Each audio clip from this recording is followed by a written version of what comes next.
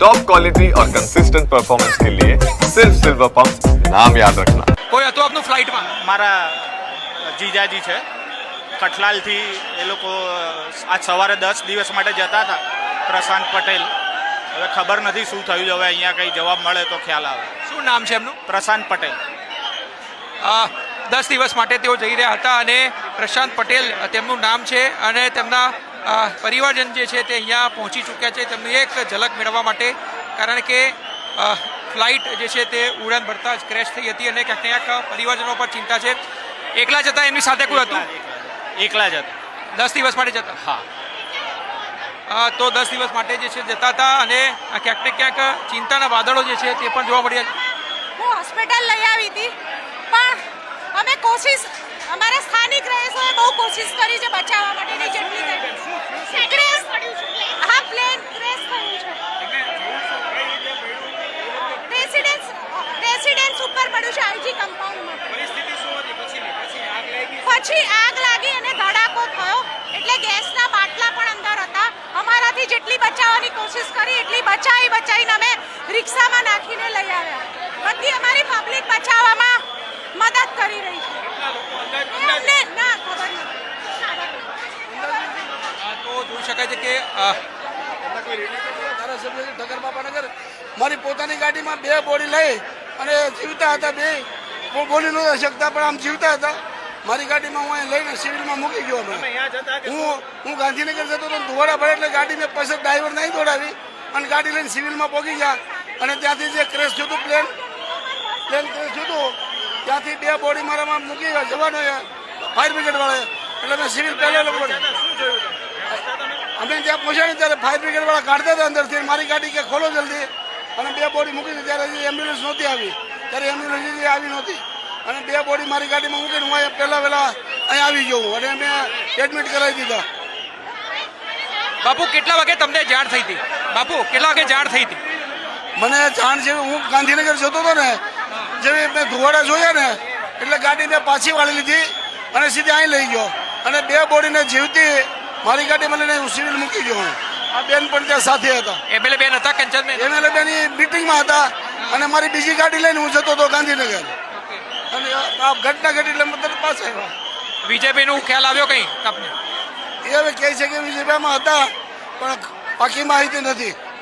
તો હતા કંચનબેન જે છે આપણા ધારાસભ્ય અમદાવાદના, તેમના પતિ છે, તેઓ ગાંધીનગર જઈ રહ્યા હતા અને પ્લેન ક્રેશ થતાની જાણકારી મળતા તેઓ સીધા જ ઘટના સ્થળ ઉપર પહોંચ્યા હતા અને ત્યારબાદ તેઓ 2 જે છે તે દર્દીઓને અહીંયા લાવ્યા છે અને ખૂબ જ સરાહનીય કામગીરી જે કરી છે. ભલે હાલમાં તો કહી શકાય કે તમામ વ્યવસ્થાઓ જે છે તે તંત્ર દ્વારા પણ કરવામાં આવી છે. પોલીસ પણ મોટી સંખ્યામાં અહીંયા ડિપ્લોય કરી દેવામાં આવી છે, જેથી કરીને હડબડી જે છે તે ન સર્જાય. પરંતુ હોસ્પિટલનો સ્ટાફ હોય કે પછી અમદાવાદની આમ પ્રજા હોય, તમામની ફર્સ્ટ પ્રાયોરિટી છે કે જે પણ ઇન્જર્ડ છે તે તમામને બચાવવામાં આવે, તુરંત સારવાર જે છે તે મળે. એક બાદ એક એમ્બ્યુલન્સ જે છે તે સિવિલ હોસ્પિટલના ઇમરજન્સી વોર્ડમાં જે છે તે આવી રહી છે અને સીધા જ તેમને અંદર રિફર કરવામાં આવી રહ્યા છે. જો તેમનું બંધ થઈ ગયું હોય બોડી, તેઓ મૃત્યુ પામ્યા હોય તો સીધા જ તેમને પીએમ જે છે રૂમ ત્યાં તેમને લઈ જવામાં આવી રહ્યા છે. જોઈ શકાય છે કે હાલ પણ મોટી સંખ્યામાં અહીં તમામ વ્યવસ્થાઓ જે છે તે કરવામાં આવી છે. હોસ્પિટલનો સ્ટાફ છે, પેરામેડિકલનો સ્ટાફ છે, તમામ જે છે સ્ટાફને કરવામાં આવ્યા છે. કાકા, કોણ હતું? કયું તમારું? મારા ફ્રેન્ડ છે ને સસરા છે, એટલે આજે લંડન જવામાં નીકળ્યો હતો.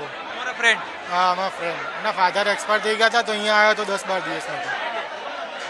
આજે સવારે જ અમે લોકો મૂકવા માટે ગયા હતા અને અચાનક આવી દુર્ઘટના થઈ. શું નામ હતું ફ્રેન્ડ? Lawrence Christian. શું ઉંમર હતી એમની? તમારા ફ્રેન્ડની ઉંમર શું હતી? ઉંમર હશે એની 29-30 વર્ષ.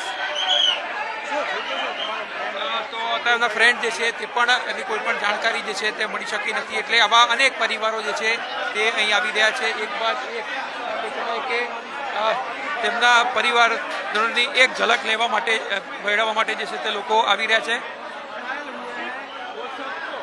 અન્ય પણ લોકો સાથે વાત કરવાનો પ્રયાસ જે છે કરશું કે જાણશું કે પરિસ્થિતિ જે છે તે શું બની રહી છે. કાકા, શું નામ છે તમારું? ક્યાં નામે આપતા? બોલવાની સ્થિતિમાં નથી અને આપણે પણ સમજી શકીએ છીએ, પરંતુ આ હોસ્પિટલની બહારના દ્રશ્યો તમામે તમામ જે સગા છે તે અહીં પહોંચી રહ્યા છે. ગેટ બંધ કરી દેવામાં આવ્યો છે કારણ કે મોટી સંખ્યામાં લોકો જે છે તે અંદર પહોંચી ચૂક્યા છે અને હવે તેમના પરિવારનું કન્ફર્મેશન થાય પછી જ જે છે તે અંદર એન્ટ્રી જે છે તે આપવામાં આવી રહી છે.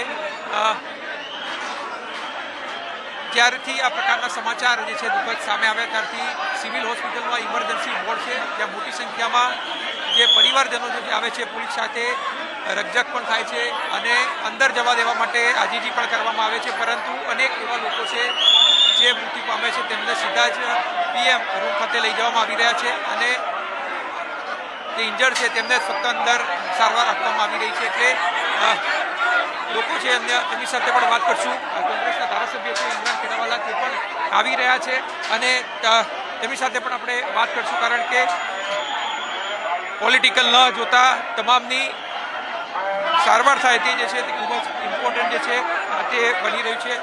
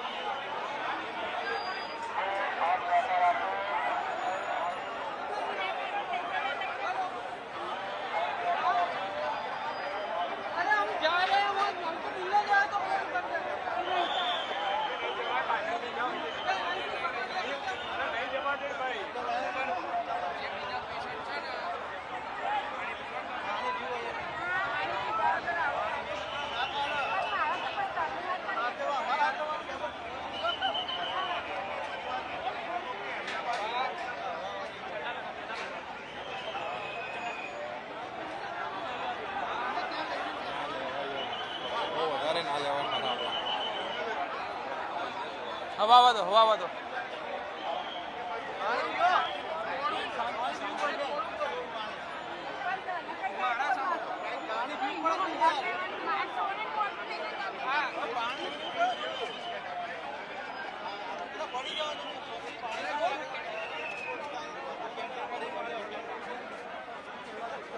આજે સવારે જ્યારે અમે અમારી ઓફિસમાં બેઠેલા હતા, અમારી ઓફિસથી 300 મીટરની દૂરી ઉપર આ પ્લેન પડ્યો. આ પ્લેન પડતા જ અમને વાત મળી, અમે બધા ભાગ્યા ત્યાં 15-20 મિનિટ પછી 15થી 10 મિનિટની અંદર ત્યાં એમ્બ્યુલન્સો આવી ગઈ, ફાયર બ્રિગેડની ગાડીઓ આવી ગઈ. પર જ્યારે પ્લેન પડ્યું તો જે બિલ્ડિંગ હતી, બિલ્ડિંગના 7મા ફ્લોર ઉપર જે લોકો રહેતા હતા એ લોકોની ભગદોડ થઈ અને એમાં બહુ લોકો ઇન્જર્ડ થયા. પ્લેનમાં જે લોકો હતા એ તો બધા મૃત્યુ પામ્યા જ છે, પણ જે બિલ્ડિંગની અંદર લોકો રહેતા હતા એ લોકો બી ઇન્જર્ડ થયા છે, એ લોકોની બી જાન ગઈ છે. અત્યારે અમે સિવિલની અંદર હતા. સિવિલની અંદર મારી આંખો જોતા કમથી કમ 7 થી 8 મૃત્યુની મેં બોડી જોઈ છે અને ઇન્જર્ડની કમથી કમ 25 થી ઇન્જર્ડ લોકો બી અત્યાર સુધી અહીંયા આવી ચૂક્યા છે.